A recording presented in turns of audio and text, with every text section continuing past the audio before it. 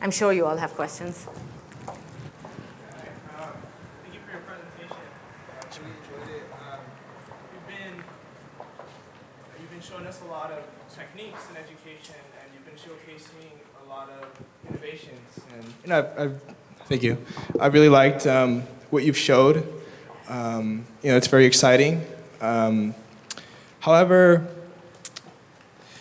I feel like our world has had abundant learning opportunities even before this technological boom. Yes. And so that's something that hasn't changed. And in a sense, we're treating it as if it's something new and it's a whole new world. I feel like there's a lower level that we've missed, and that in education talks we miss. A lot of times we get distracted talking about these new technologies, new pedagogies. And earlier, I wrote this down, you said something along the lines of, we need to change our thinking about what this is all about. And so I want to ask that question to you, what is this all about? It's a very good question. In the end, what I think it's about is about civic engagement, improving our society, creating a better democracy. We're still a young nation. We're still an experiment in democracy. That's why I mentioned the national parks. These are some of the best places not only to learn about history and culture and STEM and science and climate change, but also to understand who you are in America. That you can contribute to your community, you can contribute to your society. That's the great outcome of project-based learning, is once kids are doing these kinds of projects. We redesigned an AP American Government class, an AP class in American Government for project-based learning, where kids became a new member of Congress, where they had to design be an advisor to a new nation that was trying to transition from a more totalitarian government to a democratic government. These kids who did that kind of learning not only did as well or better on the AP test itself, but they did much, much better on measures of deeper learning, such as, do you want to vote? We worked hard to get 18-year-olds to vote. Turns out they don't want it. 18 to 21-year-olds have one of the lowest voting percentages of any age category.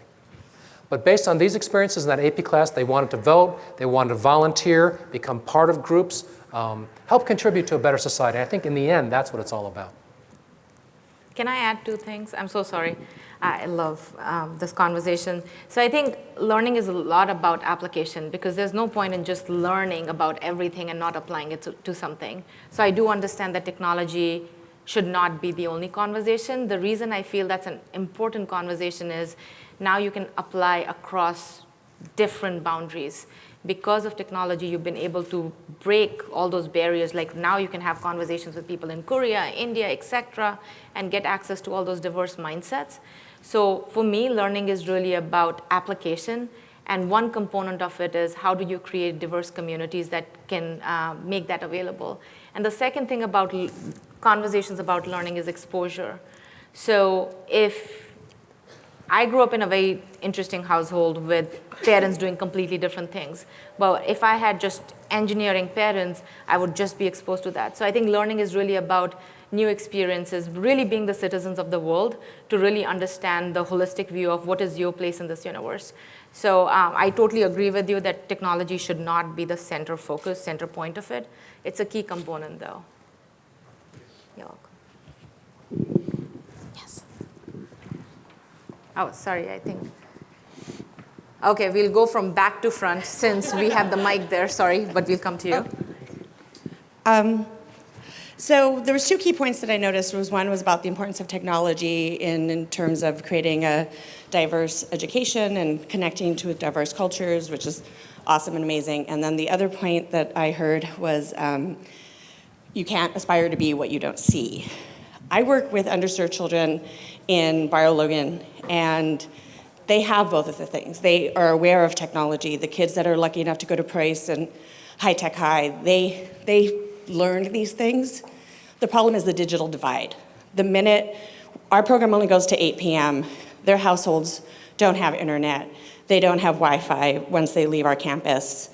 Some of them go to Starbucks to finish their schoolwork, especially as more and more schools are connecting to that. What can people in this room, what can funders, what can the foundation do about bridging that gap? I'm glad you raised that, because that is, in fact, the frontier we need to face in this learning landscape. There are many families and kids who have been left behind. That's always been true, and that gap is widening between kids who have access and what they can do, little Zia, what she can do, and then the other kids who don't have the access. So again, this goes straight to policy and talking with our state leaders and our national leaders. And again, we have some examples of how this can be bridged, this digital divide. In California, there is a group called the California Emerging Technology Fund, CETF. We actually have done some good things in state policy, and one of them was when there were these mergers of the telecommunications companies to merge and create bigger companies and also, hopefully, more profits. One of the things the PUC did, which regulates these mergers, the Public Utilities Commission, they said, well, if we're going to allow this in California, we want you to create a fund to help support the kids and the families in the schools who do not have access to your telecommunications. That is CETF, the California Emerging Technology Fund. And there is a project called School to Home, the number 2, School to Home, which is a great model for what now we need to bring to all communities where there are kids and families and schools that are being left behind. There's a nice little video on that CETF website. One of my favorite moments is when a kid in Oakland gets his first computer. Some of these families that get their first computer, and I'm looking at this group, and probably you've had a number of computers in your family's lifetimes, but believe me, there are families for whom they will have a party because CETF and this funding has provided their first computer. And he says, I'm using it to learn Japanese. He's an African-American boy in the middle school in Oakland. He has these interests, you know, different kids have different interests. I've always been interested in learning some Japanese, and now through Google Translate, he's learning some Japanese. So again, that tool is providing him access to things that he wants to learn about. Cool.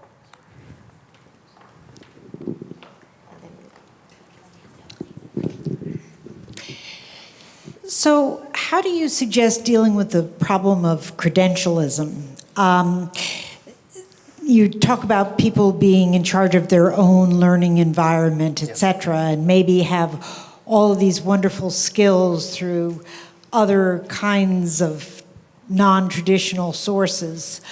But with most of the job sources being essentially surrounded by, encompassed by having key words in the resume, how do people who have instead come by these same wonderful skills access these jobs?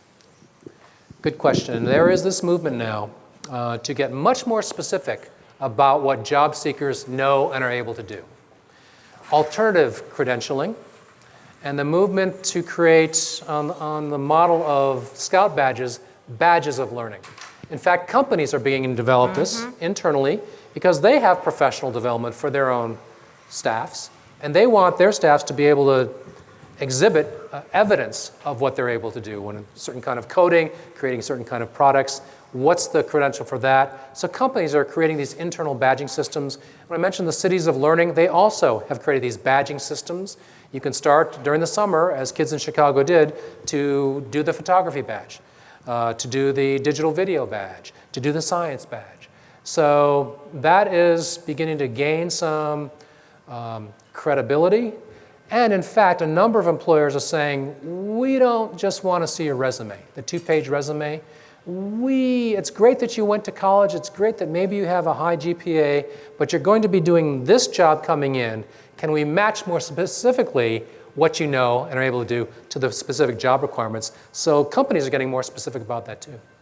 If I can just add to that, we have a very extensive internship program. Yes, I do agree with you that the initial criteria is GPA based, but the way we look for talent for full-time hires is we expose these interns to hackathons and actually building stuff so that they can, it's like bringing build to think mentality to workforce. And when they start building stuff, that's when we realize how good they have actually learned, grasped the concepts, etc. So we are hoping that our staffing practices change as well. A lot of corporations are looking into it. But right now, yes, the GPA criteria still exist, but very soon, I think it's going to go away. We have two last, so one question there and one question there. Tag along on that, because that was my question.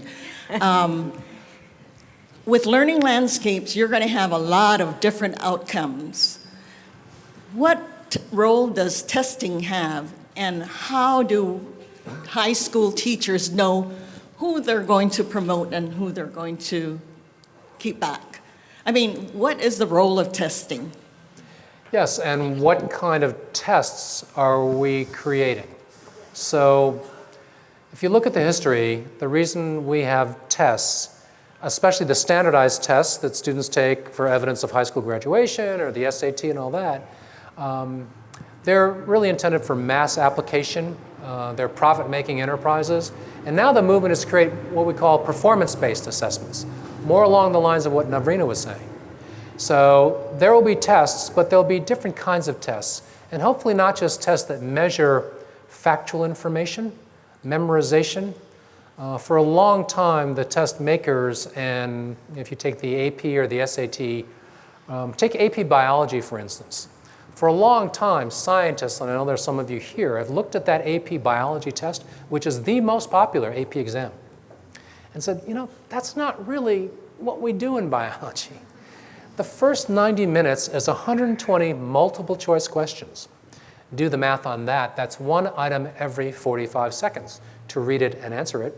You either know that fact, you've memorized that term, or you don't. Bruce Alberts, who was the head of the National Academy of Sciences, has been a real outspoken, he's a molecular biologist, wrote a great biology textbook, a real outspoken critic of the way in which we teach science. So this does, the word's the same, but it's not the same activity. So I'll give you an example of a good science assessment, a good science test.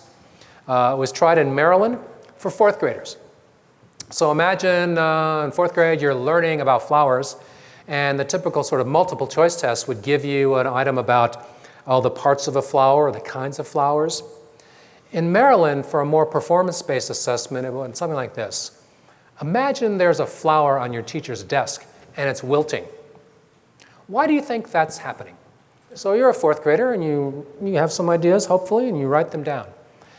The next thing was to go home and take a stalk of celery and clip off the ends and put it in a little glass of water with some red dye. Watch what happens. How does that observation relate to the question of why a flower is wilting? So you're asked to do a little science experiment, a little performance, and apply that thinking to the item. So in fact, we have had some great performance-based assessments. In fact, Maryland, the kids didn't do very well on it, so they said, well, that's not a good test. We're not going to do that anymore. This often happens. In education, we do something good, but we get punished for it. You know, no good deed goes unpunished in education.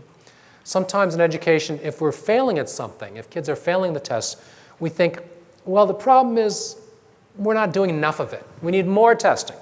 We need to prepare kids more for that test that they're not doing well enough on. So we often do more of what's not working when, in fact, we need to be doing something very different.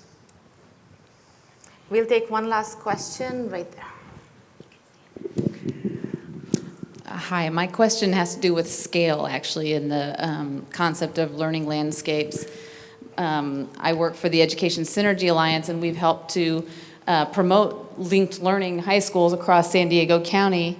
I can actually let everybody know that Anasi Call went to SDSU and got a degree in engineering and is now a manager at University of Mechanical here in San Diego. So she fulfilled the promise that we could see in that video. Great.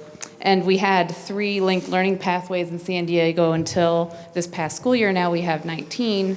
School districts want to go to 55. So the question is about, I think people could probably tell that for linked learning to happen and for the general ideas you're sharing with us to happen, our community needs to really activate and get engaged and involved with schools in a way that hasn't been true before. Yes. And doing that with 1 or 2 or 3 schools is one thing. Doing it with 55 or 100 or more is quite a different challenge. So some thoughts about how to get to that level of scale and engagement.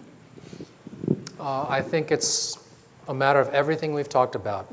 Convening the community, creating that thinking edge, that shared understanding of what needs to happen. We were talking earlier, and of course, the linked learning really depends on getting students into the workplace. They have a whole structure, and freshman year you might go on a field trip. That's pretty obvious. Sophomore year you might shadow on a more regular basis one or two of those professionals in one of the pathways, and it moves to internship. Whereas senior year, you'll actually be working in that workplace. And as a senior, there are things you can do to help that workplace. So having people understand what's needed, the importance of employers getting involved with this kind of learning landscape, it's very different. It's not, again, just what's happening inside the school. It's what's happening outside of the school classroom and the community. And importantly, when you want to scale, you need the resources and you need to get our governments involved. So carrying this message to elected officials, our state legislature. We talked about stakeholders earlier, making this more part of the culture. So this doesn't come as a surprise to folks, but this is an understanding. And the role of media. We were at NBC San Diego today for very briefly to talk a little bit about this. Having more media tell this story, show these sorts of films, having convenings where these kids are celebrated for what they've done, and importantly, having them tell their stories. That's the most powerful thing when a young woman like Anna or, I love this young man from Sacramento who's involved with healthcare pathways. Yeah, to have these young people say, here's how I'm learning, we just want to see more of it. The resources are there, by the way. There is enough funding in the state to do this, but it needs to be reallocated. You know, you've given us so much to think about today, from the global impact these new learning landscapes are going to have, the new testing methods that we should be thinking about, really making it equitable and making sure there are multiple stakeholders, starting with yourself as a part of this conversation, and really making it integrated and applicable learning. But at the most important takeaway was placing youth in the center point, at the epicenter of learning landscape, is going to be critical. So with that, I would like to thank Dr. Chen for a great conversation. Thank you so much. Thank you, Navrina. Thank you. Thanks for coming. Navrina, please stay for a moment, if you will.